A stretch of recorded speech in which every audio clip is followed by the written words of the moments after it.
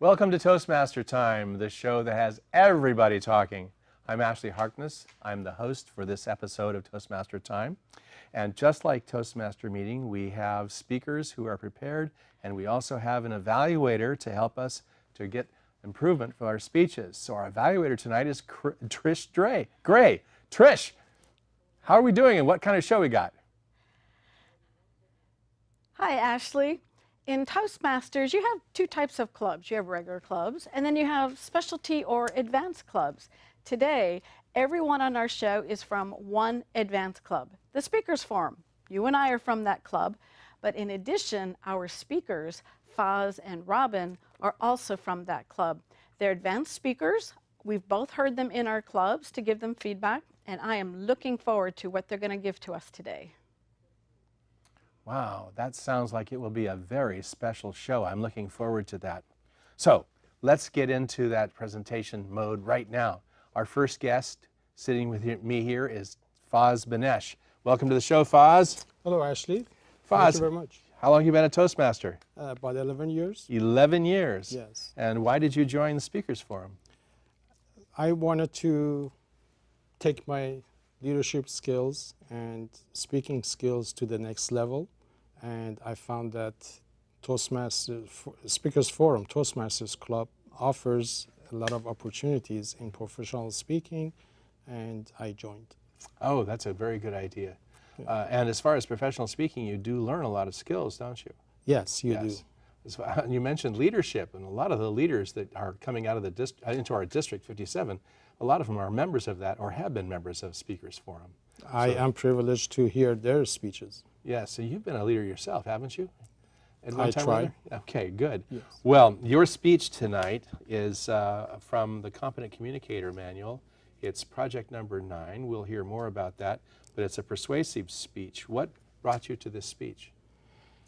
The things that perhaps I learn in life, and I found out that more than anything, I can learn myself from the experiences that we go through on a daily basis. Excellent. Well, are you ready to give your speech? Yes, I am. Okay, well, I'm going to give you a minute. And while you're getting ready and getting on your mark, I'm going to be telling our audience a little bit more about this business of speaking and what the speech manuals are all about. Toastmasters International has a whole series of speeches that help a person to develop their speaking skills.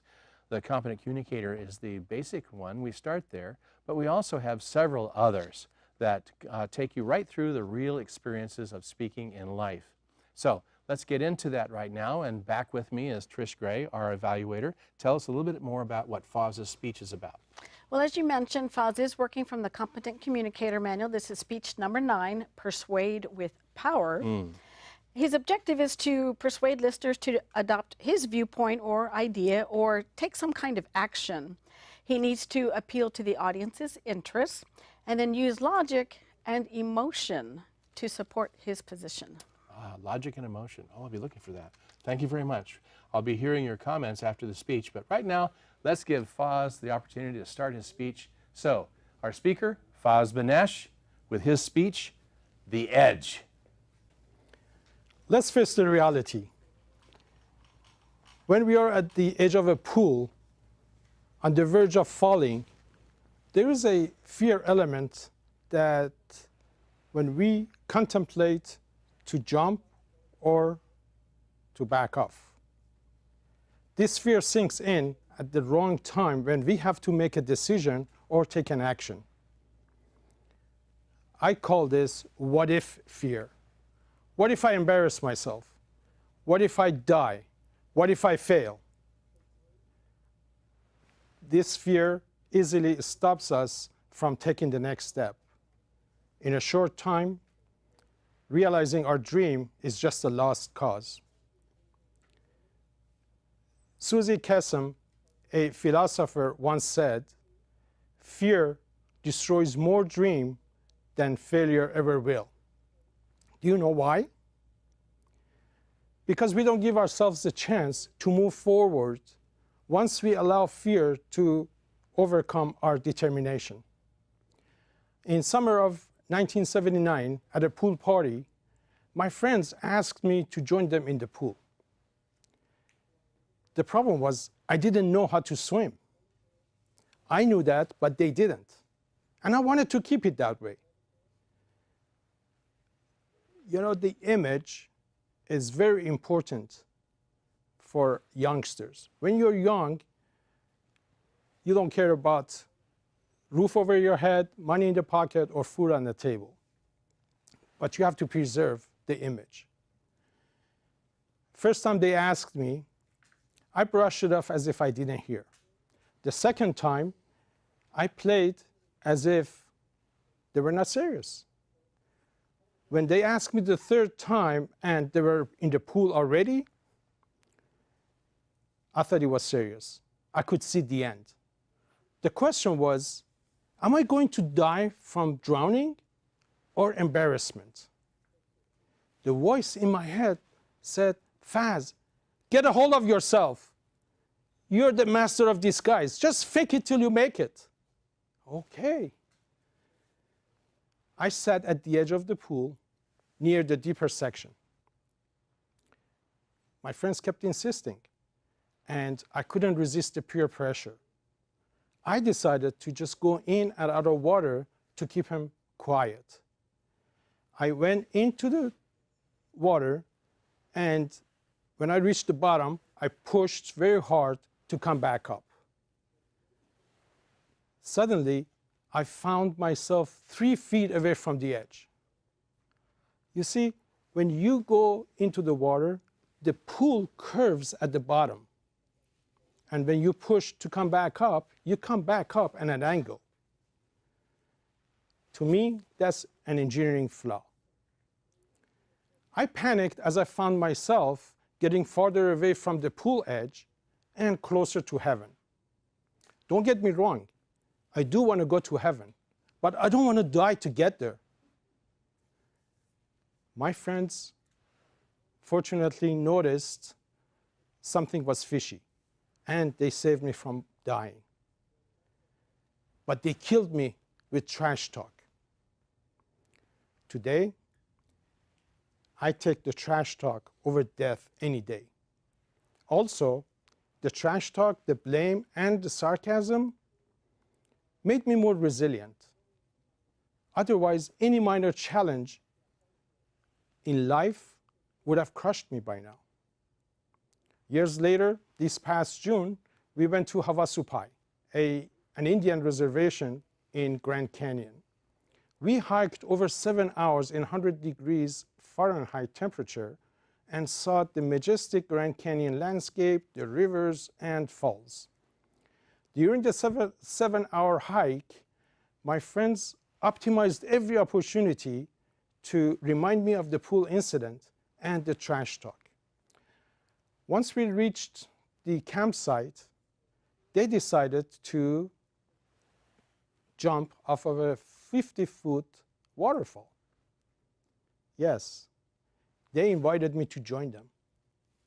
And yes, I accepted the invitation and played along. You may say, Faz, not again.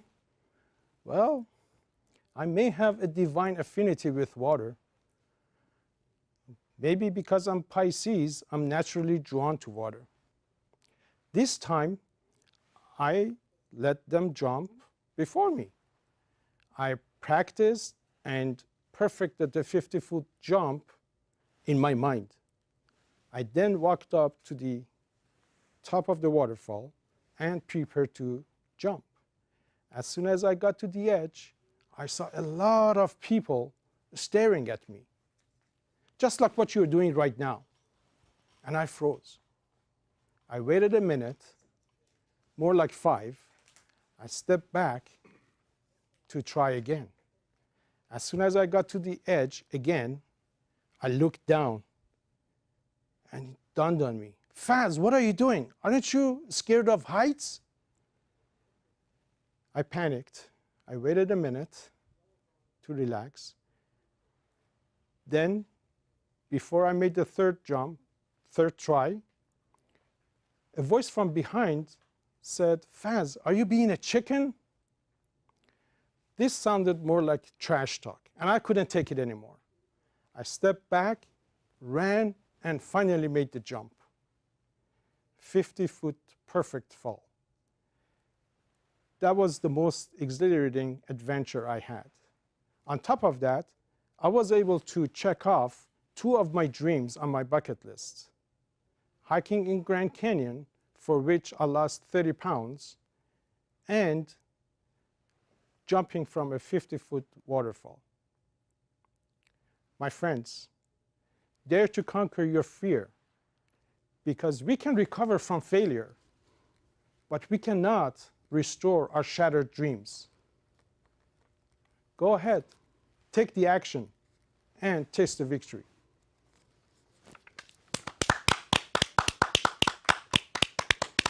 Very impressive. Well, what did you think of Faz's speech? I'm not jumping off the 50-foot waterfall. It's not on my bucket list. Okay, all right. But his job was to persuade with power, and I think he tried his best. He gave us a lot of imagery, which I think helps when you're trying to draw people in with your personal story, your emotion. And I like how he started the speech talking about, you know, being at a pool on an edge and you have this, you know, image or fear of falling. And the question is, do you jump or do you back up? So that's how he started the speech, with that imagery of us standing in front of a pool. You know, are we going to go forward or go backwards? And then he kind of talked about, you know, well, what is fear? You know, and the embarrassment, and there's a, you know, the fear of failure.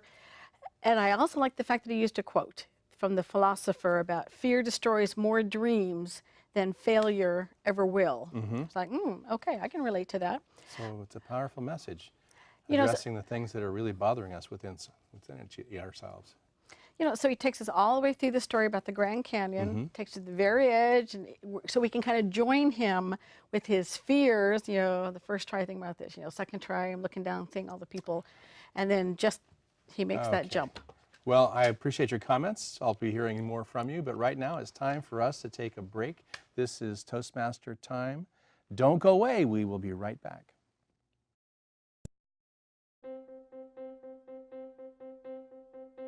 Name an effective political leader in history who couldn't speak well. Mr. Gorbachev, tear down this wall. There aren't any.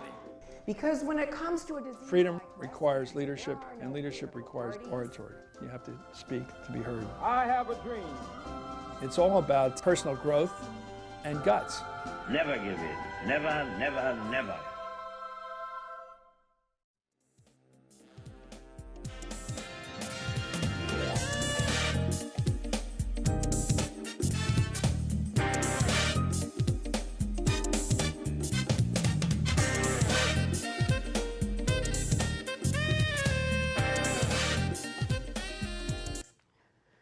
Welcome back to Toastmaster Time, the show that has everybody talking.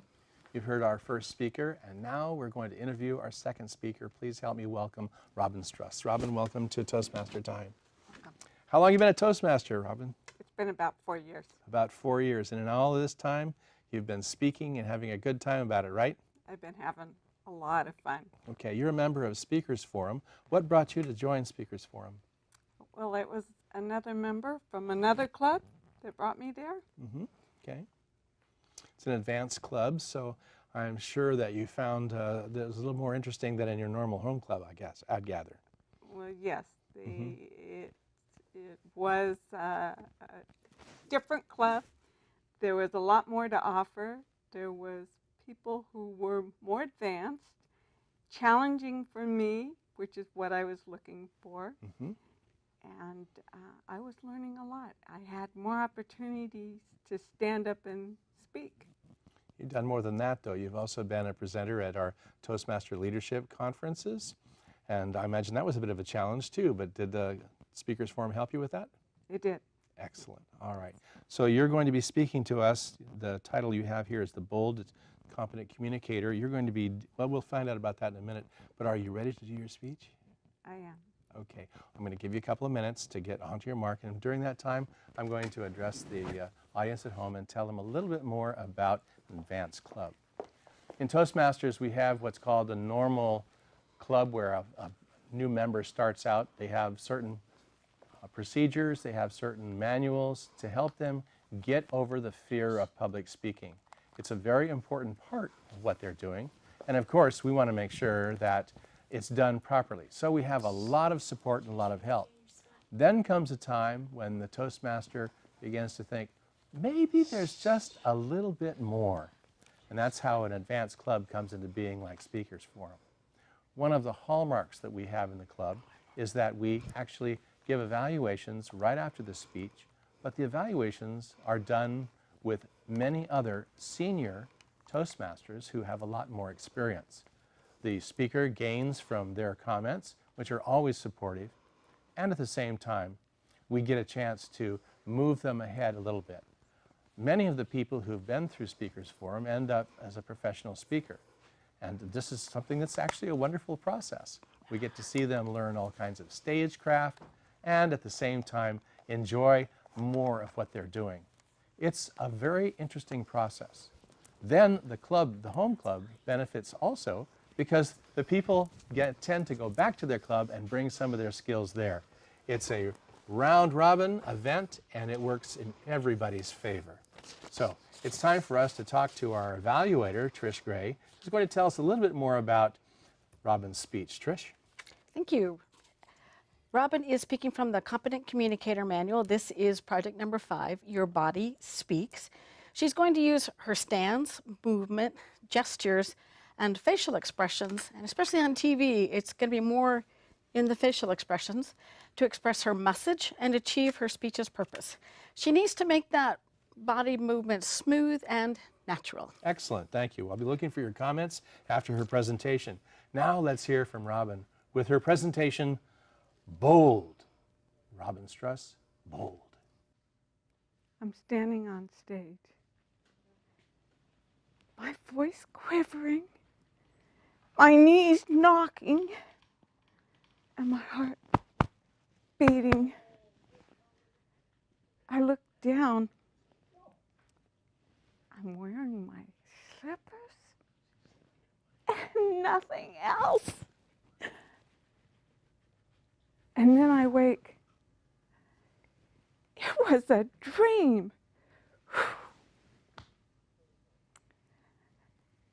Fear. Fear holds you back from doing the very thing you're trying to do. Jerry Seinfeld said, I'd rather be the one in the coffin than standing here on stage. Fellow Toastmasters. Fear, we're afraid to stand up and step forward.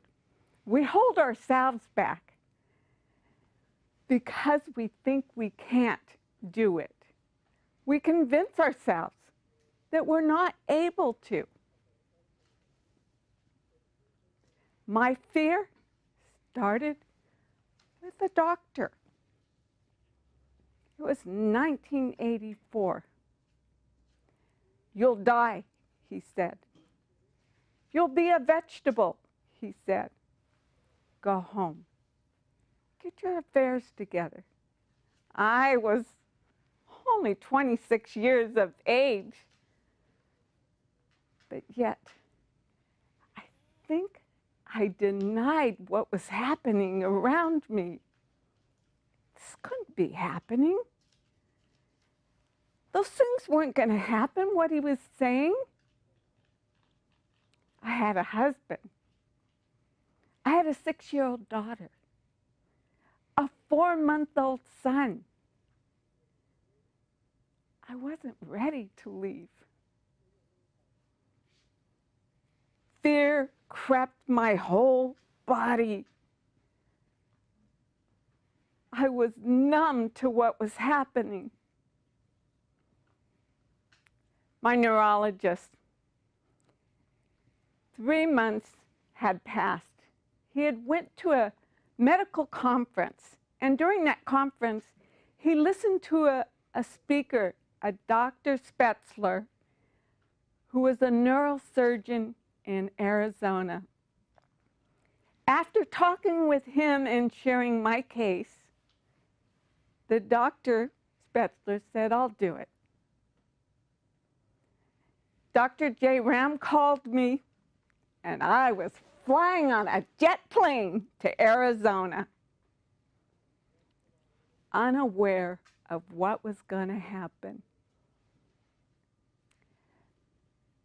2.5 months, 5 brain surgeries, and 52.5 hours in the surgery room. I was afraid. Every time I went into the surgery room, I didn't know how I was going to come out. It was the 3rd surgery. And 3 days after that surgery, I finally awoke. I awoke to men and women dressed in white jackets and family surrounding my bedside. The routine was that the doctors would come in and they'd ask you the questions. What day is it? What's your name? Who's the president? I got this one covered. I've been practicing. I knew what to say. Only the minute my mouth opened, I was shocked at what came out. I slid under the sheets because I believed at that time I was a vegetable. The recovery would be long and hard. I had global aphasia, a disconnect in the neurons. It was like a mixed salad in a bowl. Nothing made sense.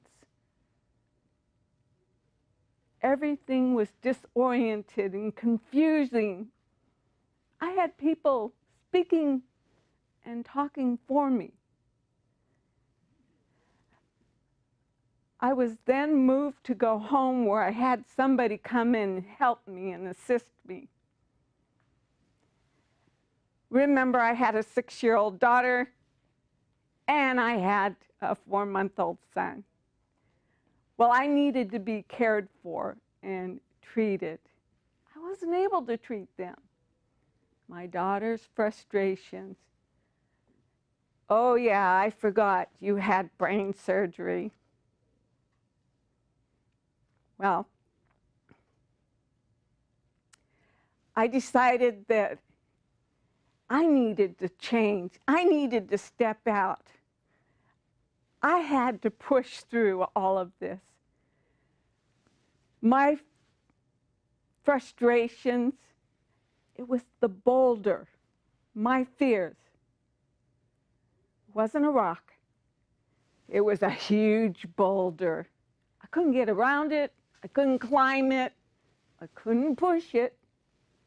I had to chisel away one fear at a time. The fears represented, I'm not good enough. What will people think? They'll judge me.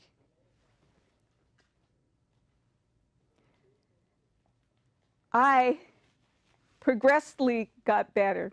So I went and took the GED test. Not once, not twice, but 3 times. I went to a junior college. And several years later, I get a GED degree. I got involved in my church leadership. Okay, I was pushed to do it with their help. And then there was the singing lessons. Are you sure you want to do this? She said. I don't want to take your money. I had a 30% hearing loss. Is it possible that I can sing? Yes. All right, I want to sing. I needed to be bold and step out. Eleanor Roosevelt says, it takes courage, confidence, but you must do the very thing it is you think you can't do. And so here I am, standing on stage, speaking. But I'm wearing my clothes. Be bold. And what's your boldness?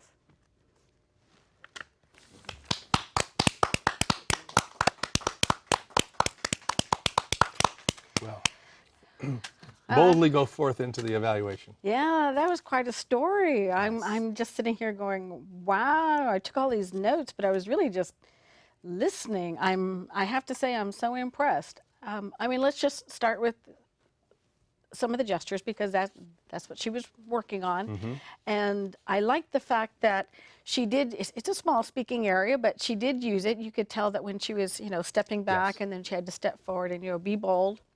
She used the side motions too.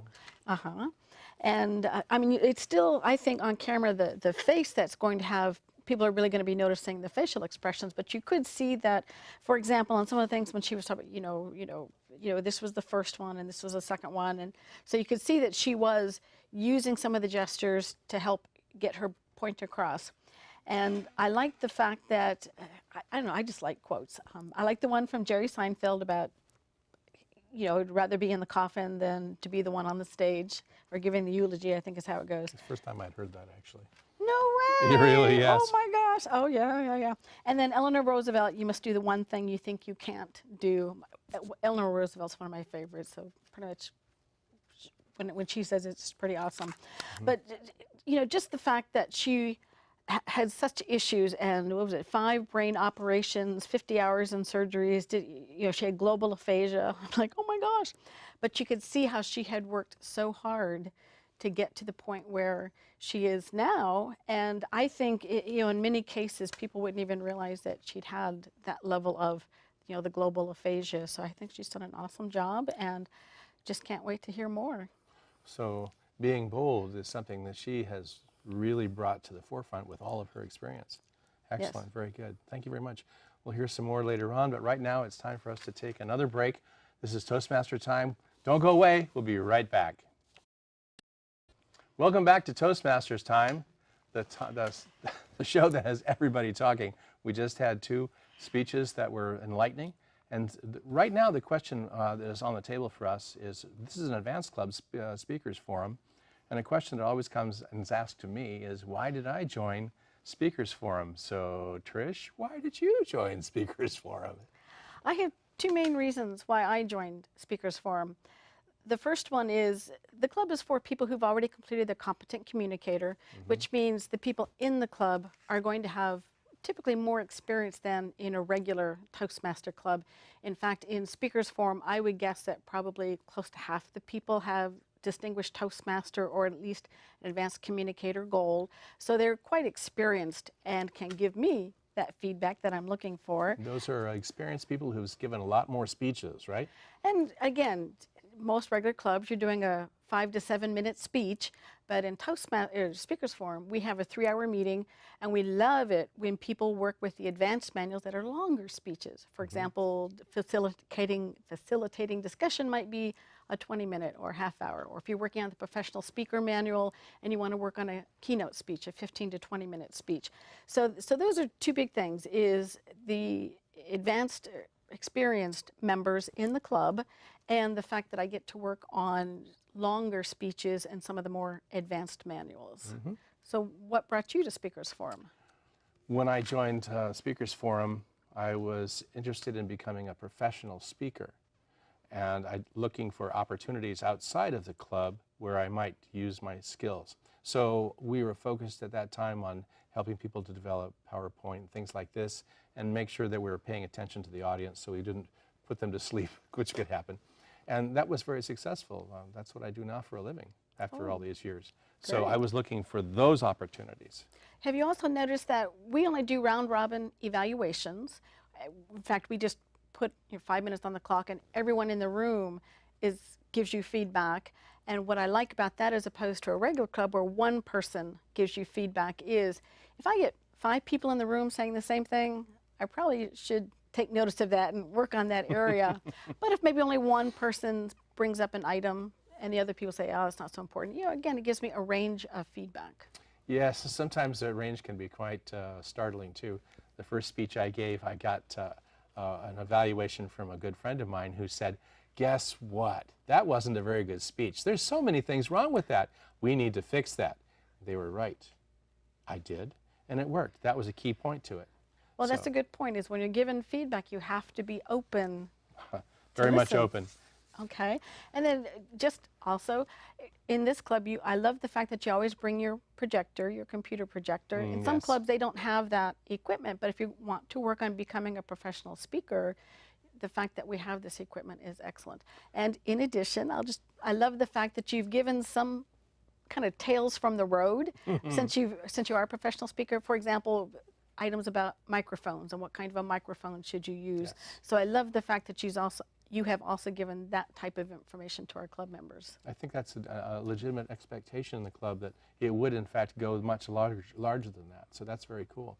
Very good. So are you getting what you want out of Speakers Forum? I do, because especially the fact that I can at the beginning of my presentation, I can say, okay, here's the project, but in addition, could you also make sure you look for these particular items? So we can also do works in progress. Yes. You know, I'm looking at doing this type of presentation. Here's my ideas. Can you give me some feedback to help me tailor it to this is the expected audience? Excellent. I see. Well, thank you very much, Trish, for your comments. It's time for us to thank our audience for this wonderful show we had. This show is filmed in Palo Alto. It's Toastmaster Time.